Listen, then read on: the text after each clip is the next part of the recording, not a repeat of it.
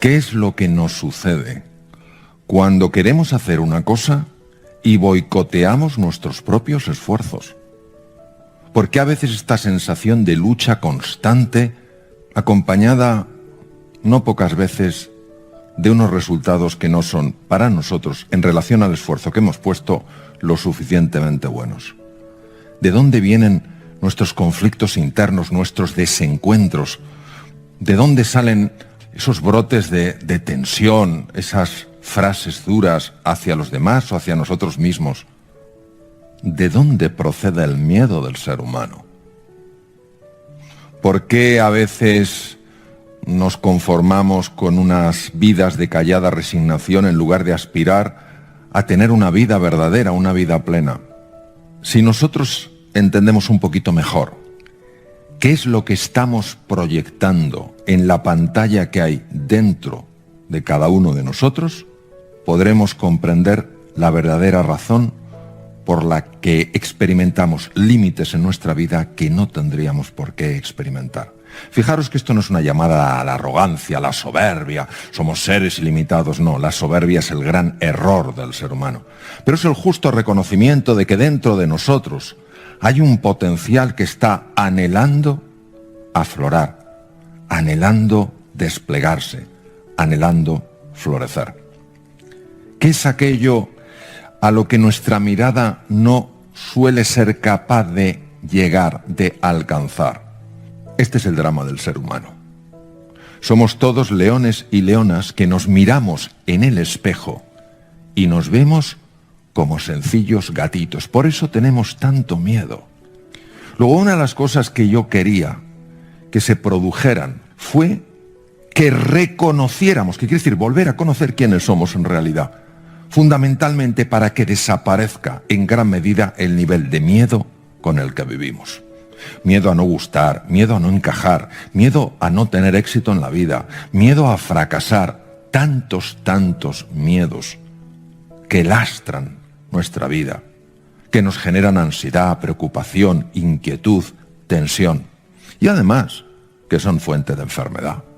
Todo ser humano, si se lo propone, ¿qué es proponerse algo en la vida? Es estar comprometido de verdad. Es levantarse una vez más de las que uno se cae. Es seguir entrenando aunque no te apetezca, aunque te duela la cabeza, aunque no hayas tenido un buen día. Todo ser humano, si se lo propone, puede ser escultor de su propio cerebro. Esto es una noticia maravillosa porque hay personas que creen que nunca cambiarán, que siempre serán así cuando su forma de ser a lo mejor no les gusta. Resulta que no hay solo una mente. No está solo la mente que se está dando cuenta de lo que se está dando cuenta, sino que hay una mente que se está dando cuenta de cosas que pasan sin que yo conscientemente me dé cuenta. La primera, la autoconsciencia, darme cuenta de que me estoy dando cuenta, estaría ligada al hemisferio izquierdo del cerebro. Y la otra, el darme cuenta de lo que conscientemente no me estoy dando cuenta, pertenece al lado derecho. Todos sabemos el impacto de la intuición. No puedes explicar conscientemente de forma racional con tu hemisferio izquierdo por qué una persona no te gusta. Pero tu hemisferio derecho sí lo sabe. Porque ha captado cosas que esa persona está emitiendo, pero que se le escapan al lado izquierdo. ¿Esto qué quiere decir? Que hay partes de nuestro cerebro que están viendo una realidad y hay otras partes de nuestro cerebro que están viendo otra realidad. Y lo que tenemos que entender es que uno de los dos hemisferios, por el entrenamiento cultural, se ha convertido en un hemisferio tan sumamente poderoso que le tiene al otro bloqueado, le tiene tapado. No deja que lo que el otro hemisferio está viendo en oportunidades, en posibilidades, pueda ser aprovechado sencillamente porque uno de los hemisferios no quiere que eso aflore. El hemisferio izquierdo le encanta hacer compartimentos, dividir, le encanta todo lo que se relacione con la materia, todo lo que se relacione con poder medir, con los resultados. Al hemisferio derecho no le importa el mundo de lo material, o no le importa tanto, le importa el mundo de lo espiritual, de aquello que trasciende, que va más allá de la materia, de aquello que forma el fondo de todas las formas, aquello que está más allá de las apariencias, en la profundidad, aquello que es lo más real de lo real. El hemisferio derecho tiene capacidades espectaculares, como veremos, pero el hemisferio izquierdo, por nuestra cultura, se ha convertido en el dominante. Y el hemisferio izquierdo tiene cosas maravillosas de las que hablaremos y otras cosas muy mejorables. ¿En qué es mejorable el hemisferio izquierdo? Es un hemisferio muy prepotente. Si yo no lo veo, no existe. Si no se puede medir, no tiene realidad. Y en segundo lugar, es muy ignorante de aquello que desconoce. No sabe que no sabe. El hemisferio derecho está mucho más abierto a explorar, a descubrir, a entender las cosas que se salen de la lógica, de lo razonable. Es mucho más el lenguaje del corazón. Donde la arrogancia dice es imposible, el corazón dice inténtalo. Donde la experiencia dice nunca ocurrió antes, no podrá ocurrir, el hemisferio derecho, que es la sabiduría del corazón, puede decir el pasado no tiene por qué determinar el futuro. Y donde la razón dice no tiene sentido, la razón anclada al hemisferio izquierdo, esa otra razón más amplia, esa lógica que supera los límites de nuestra razón habitual y que está conectada con el hemisferio derecho, la sabiduría del corazón, dice hay una razón más amplia de la que tú estás manejando. El hemisferio izquierdo ha sido nuestro gran avance evolutivo. Se empieza a desarrollar realmente hace unos 150.000 años y alcanza su esplendor hace unos 40.000. Es el que nos permitía conversar, explicar, desarrollar estrategias. Entonces, ¿dónde está el problema? Si esto es lo que nos ha ayudado al desarrollo científico y tecnológico del que disfrutamos todos, solo en una cosa. Que al olvidarse el hemisferio izquierdo del otro hemisferio, del hemisferio derecho, se desconectó de los aspectos profundos de la existencia, se despegó de la naturaleza ya no era una parte de sí mismo, la naturaleza es...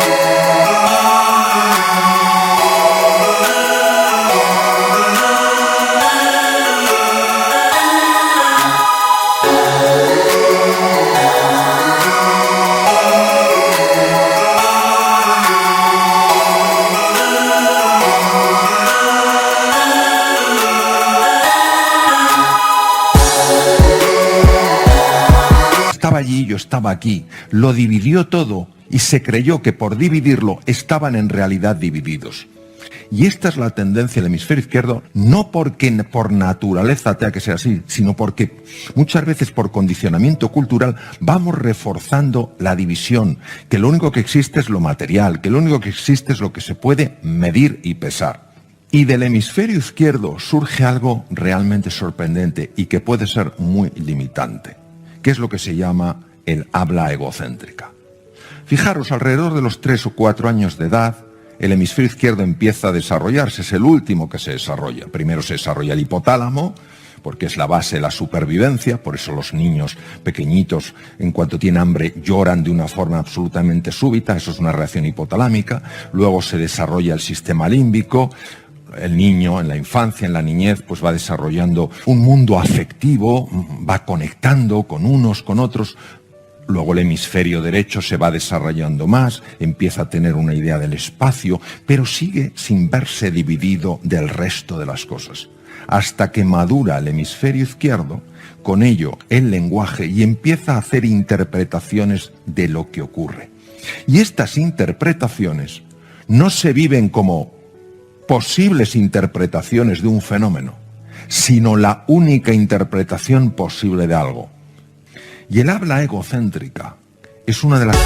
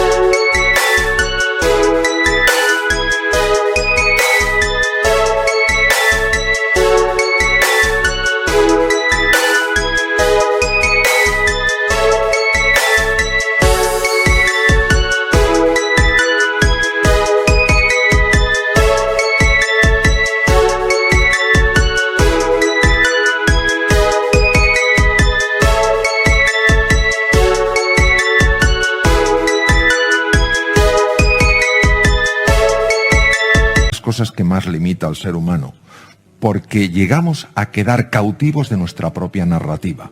Nos creemos eso que decimos y empezamos a pensar, a sentir y a actuar en base a eso que nos hemos creído.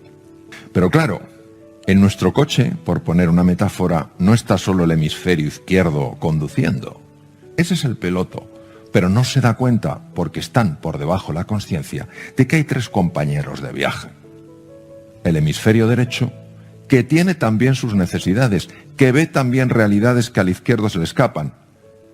El sistema límbico, que tiene esa conexión con el mundo emocional, que se le escapa casi por completo al hemisferio izquierdo, y el hipotálamo, con sus instintos primarios. Y de vez en cuando, uno de los 3 personajes, en un despiste del hemisferio izquierdo, toma el volante y da un giro. Con lo cual el hemisferio izquierdo se queda completamente descolocado porque no ha sido consciente de esto. El hemisferio derecho, el hipotálamo y el sistema límbico son absolutamente invisibles para el hemisferio izquierdo, que es eso de lo que soy consciente. Por tanto, pertenecen al mundo inconsciente. Entonces el hemisferio izquierdo tiene que entender por qué se ha producido ese giro. Y en lugar de plantearse, oye, es que a lo mejor hay más personajes en mi coche. Claro, el coche representa a la persona en su conjunto. Es que a lo mejor hay más personajes en mi coche. No. Tiene que confabular, de hecho se llama así el arte de la confabulación, tiene que confabular para encontrar una explicación razonable.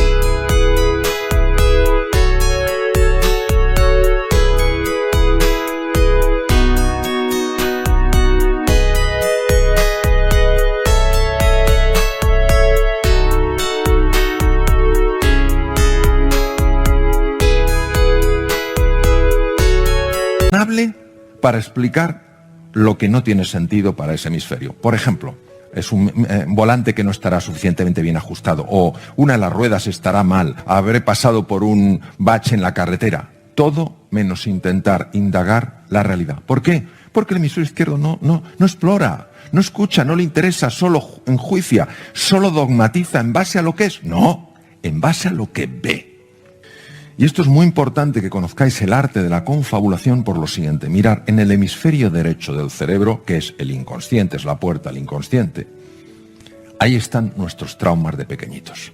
Y todo eso va quedando en el hemisferio derecho, sobre todo en las etapas más tempranas de la vida.